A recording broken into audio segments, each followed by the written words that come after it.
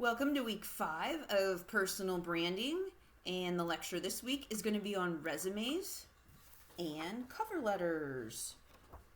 So let's start with resumes. What is a resume? A resume is a document that summarizes your skills, experience, and educational background. Employers look at your resumes to find qualified employees. Who needs a resume? Everyone does. Whoever wants a job needs a resume, no matter what. Why are resumes so important? A resume is like an advertisement that sells you to an employer. It is almost always the first step to getting an interview. How have resumes changed with technology? Today, resumes must be created with word processing software. Many employers now only accept resumes submitted through email or the web. The best sites for resumes right now are Indeed.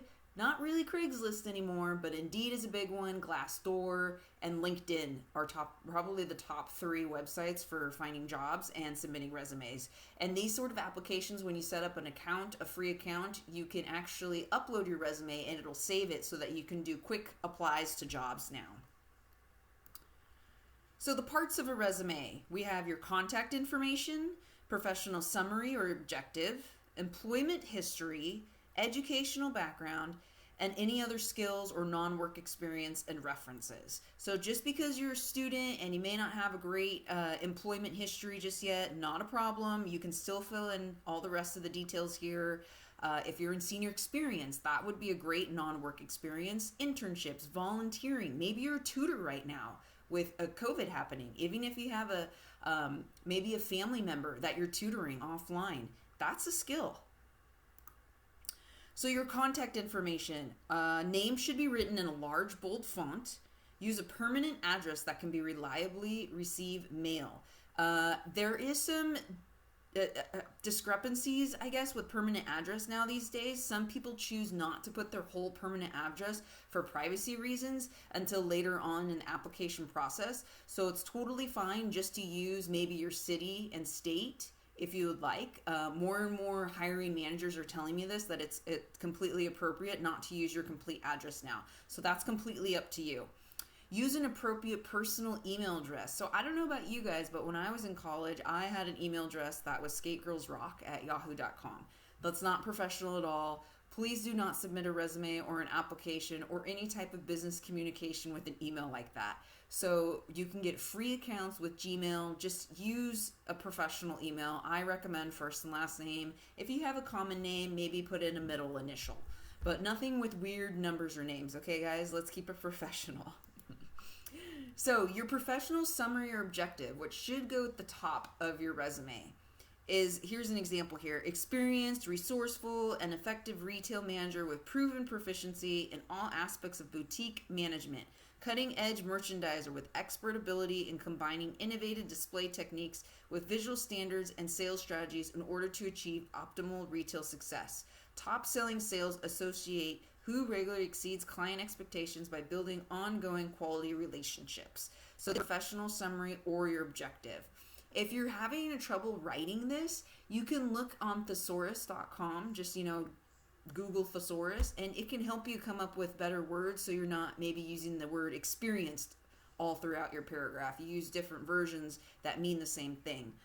Also, check out what other people have. Go on LinkedIn and you look at other people's resumes. You can just Google other people's resumes and see what their summary and objectives are, and maybe take little bits and pieces of it and change it around and tweak it to make it more tailored towards you. Also, if you need help building your resume, I highly recommend you take advantage of the Career Center resources on campus. They can do appointments via Zoom right now. You can email them resumes. They can give you feedback and email them back to you. Super, super helpful. Every semester, I usually have the Career Center services come into the class and do a presentation for you guys. We didn't have that. I think in week 2, I explained about the Career Center services. I have their presentation on Cougar Courses, so you can download the slides and get the contact information for that. Highly recommend using this, guys, because once you're not a student, you won't have this resource, and people pay a lot of money to get their resumes written by professionals, where you guys can get it done for free right now. So your professional summary is a paragraph format that includes 3 to 4 sentences, so it's pretty short and sweet. written in the third person without I or your name. Uses adjectives, verbs, and other focus keywords that match qualifications for the sought position. It describes the scope of roles, responsibilities, achievements, and career highlights. The objective: to contribute, acquire bookkeeping and office management skills to an organization offering opportunities for advancement. So this is an example here of an objective. See how it's really short and sweet? It gets to the point.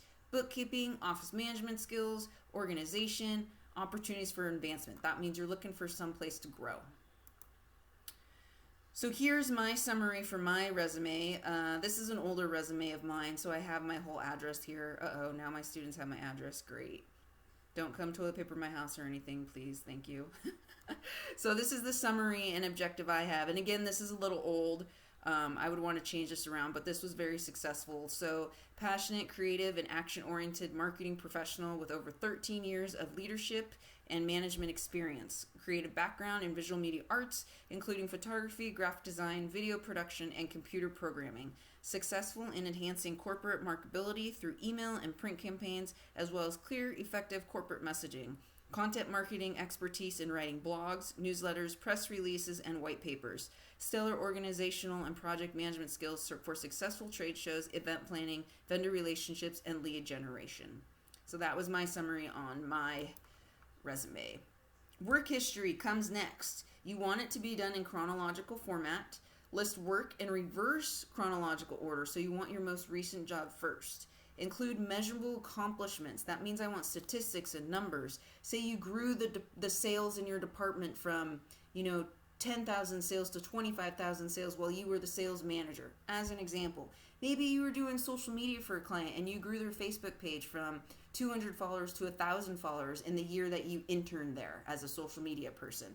So measurable accomplishments. This is another thing. When you're working now and you feel like you're not working an important job, make note of your accomplishments. Make note of the things that you can measure so that you can put them on a resume.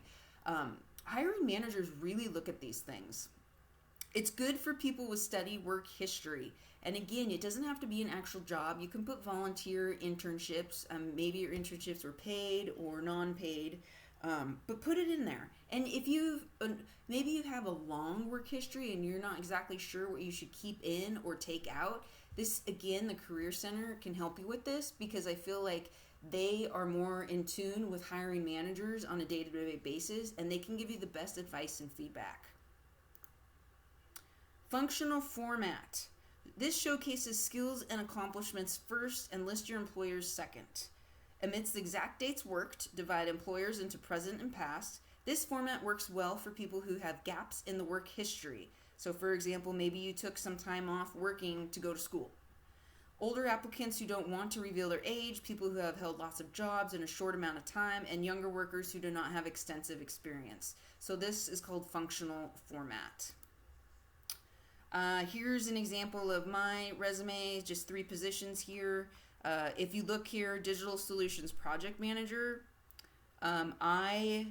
so measurable accomplishments, right? So built from scratch and managed 92 web-to-print storefronts. That's a measurable accomplishment.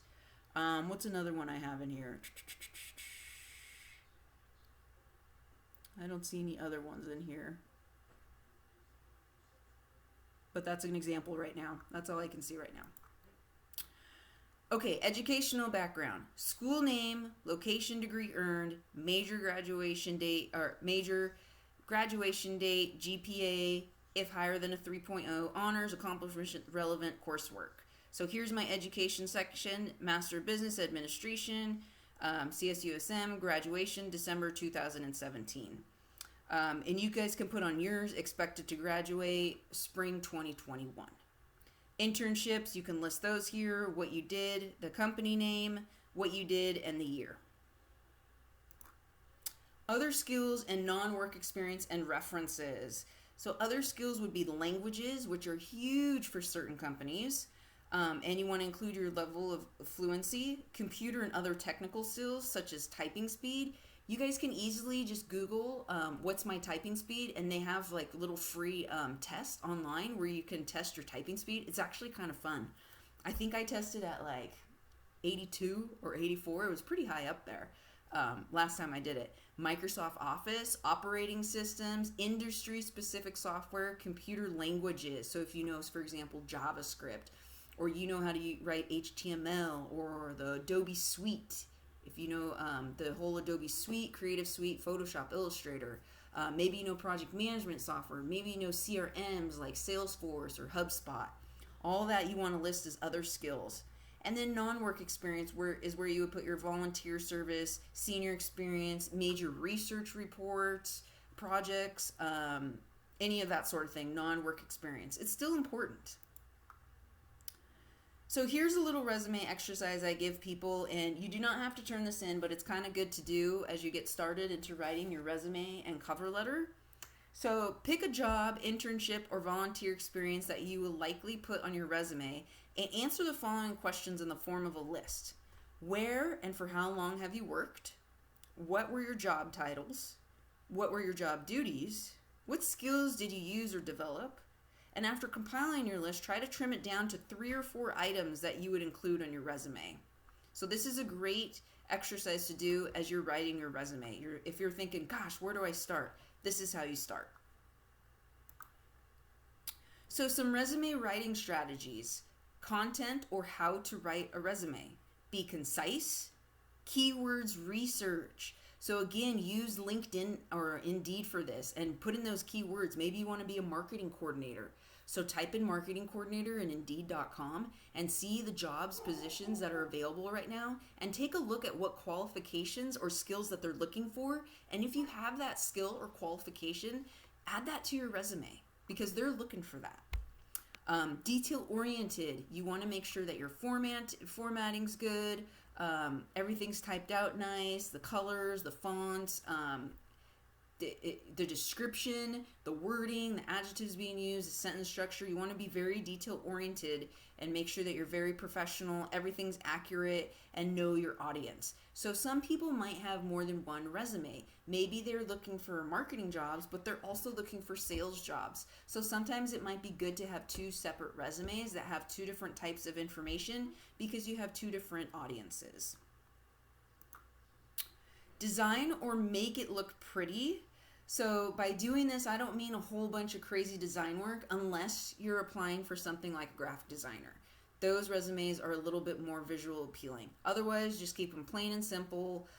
Especially nowadays, a lot of the resumes you're just uploading to a database and it cuts out all that stuff anyway.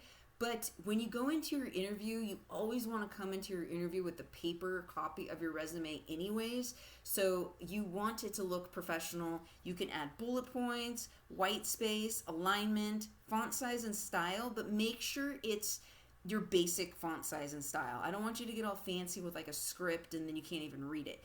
Make sure it's still the basic font size and styles. Spelling, always have someone else proofread your resume to make sure you have no spelling errors, and headers so that it's organized.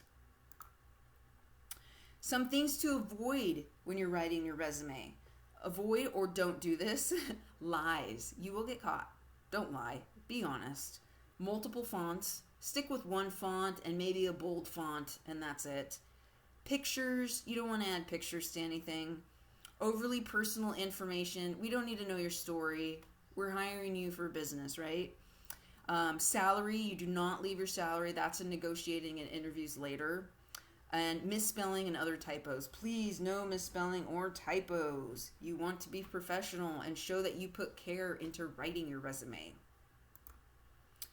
So another resume exercise here that I have, and usually I have you guys do this in class, but it's kind of fun to do this on your own. It's called 6 Resumes in 6 Seconds, and I actually have this document in Cougar Courses. I'll have to edit that. I believe it's week 5 now. So you're in charge of hiring a physical therapist from a list of 6 candidates. Make sure you look at each person's resume, preview the document, but do not read it for more than 6 seconds. So you're really just skimming through it. And your candidates are Jackson, Peter, Jessica, Beata, Amy, and Perry. And these are in the document called 6 Resumes, 6 Seconds. Once you have looked at all 6 resumes, decide who you want to hire. And it kind of makes you think, if you were on the hiring end, What made you choose this resume? What resume stood out to you when you just glanced over it in 6 seconds? So it kind of makes you think from that side, so that when you're writing your resume, you can kind of input the important things where your eyes glanced first. Also, ask yourself the following questions here. Who did you pick and why? Like, what made that resume stand out to you in the 6 seconds? Describe your reading process. What made you approach the resumes this way? Did you find your process changing at all as you move through the resumes? Is a 6-second method effective? Would 30 seconds be more effective? Why or why not? Is it ethical to treat resumes in these ways? Does a prospective employer have any obligation to an applicant and his or her materials? Some things just to think about here when you're writing your resume. And now we move on to cover letters.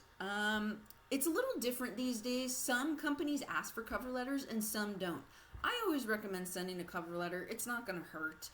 Don't have it too long. Keep it to, short and sweet, but it explains a little bit about you more. Maybe saying what you're trying to study as a student and explain yourself a little bit better. Put information in it that may not be in your resume. And it also just looks professional and that you care about this job or care about getting the interview. So a potential employer's first impression of you and can be the most vital part of the application packet. A well-written letter entices an employer to read your resume. A poorly constructed cover letter may doom your resume to the no need to read pile. And yes, there are piles because these jobs, hundreds of applicants are applying for these jobs. You have a lot of competition out there. Usually I say to my class when we're in a live class, look at all the people around you in this classroom. This is your competition to get a job when you graduate college. It's important to highlight your skills, knowledge, and experience. These will indicate what you can contribute to the company. Effective cover letters must convey a sense of purpose and project enthusiasm. So the different parts of a cover letter are the heading, inside address, salutation, introductory paragraph, so tell why you are writing, and the first main paragraph. Describe your qualifications, sell your skills and knowledge, tell why you're interested in the company, point out any related experience you have. So when you build this cover letter and you want to show why you're interested in the company, you are going to have to do a little homework. You're going to have to look into this company, check out their website, maybe check out their social media pages, maybe see what other people or employees say about them on LinkedIn, people who work for them. Do your homework before you do your cover letter and before you go into the interview especially. Your second main paragraph continues to describe your qualifications, highlights relevant training or classes that relate to the job for which you are applying for, and then your closing paragraph, which closes by thanking the reader and requesting an interview. The complimentary close. So you want your signature, you want your name, and your enclosure. This indicates that you have enclosed other items, resume, transcripts, for the reader to see. So usually your enclosure is just a resume. You don't really include transcripts on anything anymore. Maybe, unless a company asks for it, internships might have you include transcripts, but more than likely, you're just going to include a resume. Whoops, I had the same slide in there twice. Oh, added LinkedIn URL. You guys want to make sure your LinkedIn is up to date, and that's why we have that in this class too, to make sure that your LinkedIn page is optimized. So a cover letter exercise, and you don't have to turn this in either. This is just for you guys to kind of learn on your own. Search for a job online that interests you and answer the following questions. Based on the job announcement, keywords, and what you know about the job, what is the company looking for in a candidate? What are they buying? What problem are they trying to solve? What experience, results, skills, approach, and abilities do they need? What do you have that matches those needs? Determine the 3 to 5 areas that are highest priority to the company. Create a few short statements that include keywords from job description. Use power verbs. Show impact and scope. So this is all information you will want to put in your cover letter. So go out there, check Indeed, check out different jobs, what you're interested in, get some keywords, get some qualifications and skills, and maybe there's a job you really want out there and you don't have that qualification or skill yet. Well, at least you know now this is something that you want and something that you can strive for either currently this semester or next semester. Or when you're looking for that internship, you're like, hey, I really want an internship where I can add these skills and qualifications to my resume. So now you know. Okay, so that's the lecture on resumes and cover letters. Again, check out the documents on Cougar Courses, and please reach out to the Career Center if you need any help at all in writing this, or reach out to me and I would be glad to help you out as well. Have a great week.